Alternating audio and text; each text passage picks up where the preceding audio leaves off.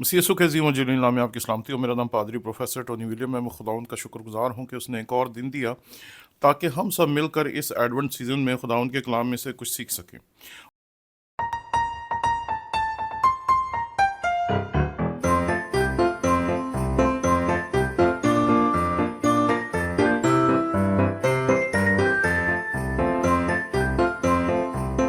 आए खुदावंद के कलाम में से देखते हैं हम यूहन्ना रसूल की मार्फत लिखा गया इंजीली बयान, उसका 14वां बाब और उसकी 6ठी आयत। खुदावंद के कलाम में यूं लिखा है, यस्सू ने उससे कहा कि राह और हक और ज़िंदगी मैं हूँ, कोई मेरे वसीले के बगैर बाप के पास नहीं आता। खुदावंद के कलाम के पढ़े और सुने जाने पर उसकी बरकत हो। ज़िंदगी की अहमियत का अंदाज़ा उसी शख्स को होता है जो मौत को छूने वाला हो। जिसे पता चल जाए कि वो मरने वाला है, वो ज़िंदगी के लिए कितना तरसता है, कितना तड़पता है, कितना परेशान होता है और कितना ज़्यादा लोगों की मिन्नतें करता है कि खुदा के लिए मुझे बचा लो। इस बात का अंदाज़ा आप नहीं लगा सकते, मैं नहीं लगा सकता, लेकिन कभी ऐसे शख्स को देखें जो मौत के लम्हा बलम्हा करीब जा रहा है, जो मौत के पास जा रहा है, जिसको डॉक्टर ने कह दिया कि बस तेरी ज़िंदगी ख़त्म होने वाली है। एक ऐसा ही शख्स है जिसको डॉक्टर ने कह दिया कि तेरे पास एक हफ्ता है। उस पूरे एक हफ्ते में वो कभी किसी चर्च में जाता है, कभी किसी पादरी से मिलता है, कभी किसी खुदा के खादिम से मिलता है। हालांकि वो खुद बुत मत से ताल्लुक़ रखता था, उसने चर्चिज़ में जाकर दुआ करनी शुरू कर दी और जिस दिन डॉक्टर ने उसे कहा था कि अब तू मर जाएगा, उस दिन वो बैठ गया और उसने अपने घर में बैठकर दुआ की कि खुदावंद तू मुझ पे ज़ाहिर हो। और खुदावन फिर उस पे ज़ाहिर हुआ। जब खुदावन उस पे ज़ाहिर हुआ तो उसने कहा कि हमने अपनी ज़िंदगी में महात्मा गौतम बुद्ध के बहुत बड़े बड़े मुजस्समे देखे थे और उनके मुल्क में, चाइना में, कोरिया में बहुत बड़े बड़े मुजस्समे हैं जो महात्मा गौतम बुद्ध के बनाए जाते हैं।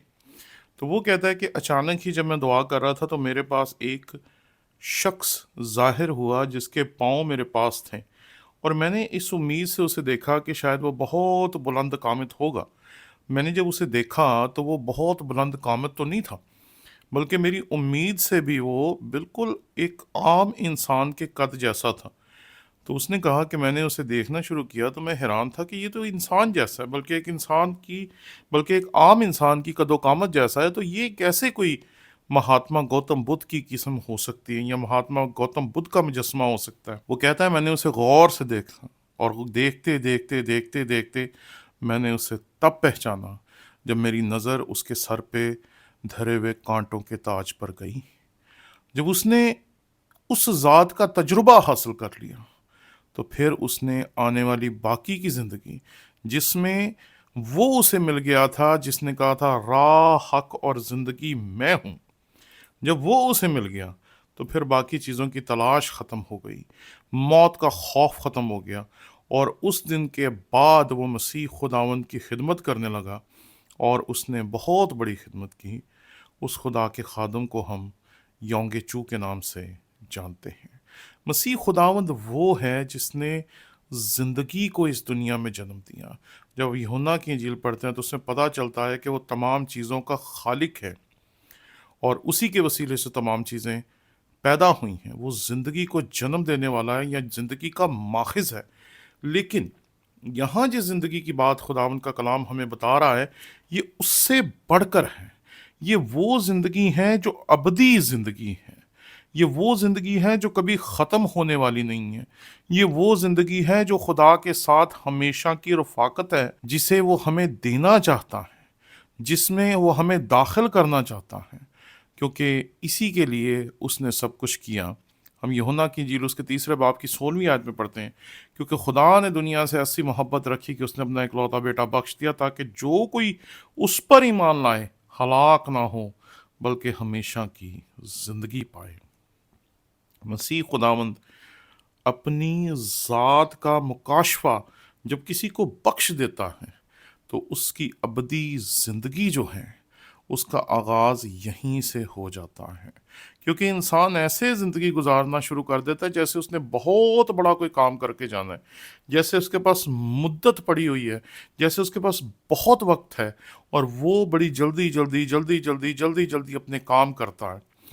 میری ایک طالب علم تھی جو کہ بہت خدا کے ساتھ وفادار تھی، اپنی منسٹری میں، خداوند کے کام میں وہ بہت ہی خوبصورتی کے ساتھ خدمت کرتی تھی، لیکن ایک دن مجھے پتہ چلا کہ اسے برین ہیمریج ہوا اور اس کی ڈیتھ ہو گئی۔ آج تک ہم اس کی اس نفیس خدمت کو فراموش نہیں کر پائے جو 28 سال کی مختصر زندگی میں اس نے سر انجام دی ہے۔ اس حقیقت کو سمجھنے کی ضرورت ہے کہ جب آپ مسیح خداوند کو جان لیتے ہیں، جب آپ مسیح خداوند کو پہچان لیتے ہیں، تو پھر وہ آپ کو ایسے کام کرنے کا موقع دیتا ہے یا ایسا کام کرنے کی طاقت دیتا ہے جس کا اثر آپ کے اس دنیا سے جانے کے بعد بھی رہتا ہے۔ ہزاروں ایماندار ہیں جن کی زندگی کی کہانیاں آج بھی ان کے اس دنیا سے جانے کے سینکڑوں یا ہزاروں سال بعد بھی ہم ایک دوسرے کو سناتے ہیں اور اپنے ایمان کو گرما دیتے ہیں، کیونکہ مسیح خداوند نے جیسے تاریخ پہ نقش چھوڑا، اس کے شاگرد بھی اس دنیا کی تاریخ پر اپنے کردار، اپنے اخلاق اور اپنے کاموں سے ایسی تاریخ رقم کر کے جاتے ہیں جسے دنیا کی تاریخ کبھی فراموش نہیں کر پاتی۔ اور جیسے کہ خداوند کے کلام میں لکھا ہے کہ میں اس لیے آیا تھا کہ وہ زندگی پائیں اور کثرت کی پائیں۔ مسیح خداوند نہ صرف ابدی زندگی ہمیں دیتا ہے، بلکہ وہ ہمیں جو زندگی دیتا ہے وہ زندگی ایسی ہے جو کثرت کی زندگی ہے۔ وہ زندگی ایسی ہے جس کے بیچ میں آپ کے پاس ایک مقصد ہے اور اس مقصد کی تکمیل آپ نے کرنی ہے، اور جو آپ مقاصد کی تکمیل کرتے جاتے ہیں وہ آپ کے سامنے اور زیادہ مقاصد دیتا جاتا ہے، اور زیادہ مقاصد دیتا جاتا ہے۔ آپ ایک چیز میں وفادار ہوتے ہیں، وہ دوسری خدمت دیتا ہے، آپ دوسری میں وفادار ہوتے ہیں، وہ تیسری خدمت دیتا ہے، وہ آپ تیسری میں وفادار ہوتے ہیں، وہ چوتھی خدمت دیتا ہے، اور آپ جتنے زیادہ اس کے ساتھ وفادار ہوتے ہیں وہ اتنی ہی آپ کی خدمات کو بڑھاتا رہتا ہے، بڑھاتا رہتا ہے، بڑھاتا رہتا ہے، اور آپ کہ دنیا آپ کی اس زندگی میں کی ہوئی خدمت کو کبھی بھی فراموش نہیں کر سکتی۔ اور اس حقیقت کو سمجھیے کہ ہم جس زندگی کی بات کریں وہ جسمانی زندگی نہیں ہے، بلکہ وہ زندگی ہے جو دوسروں کو ایک نئی زندگی جینے کا طریقہ سکھا جاتی ہے۔ ایمانداروں کی زندگی ایسی ہوتی ہے جو لوگوں کو جینا سکھاتی ہے، اس میں روحانیت ہوتی ہے، اس میں تبدیلی ہوتی ہے۔ آپ کو ایک شخص اپنے سامنے بدلتا ہوا دکھائی دیتا ہے اور ایسے بنتا ہوا دکھائی دیتا ہے جیسے وہ نیا مخلوق ہیں۔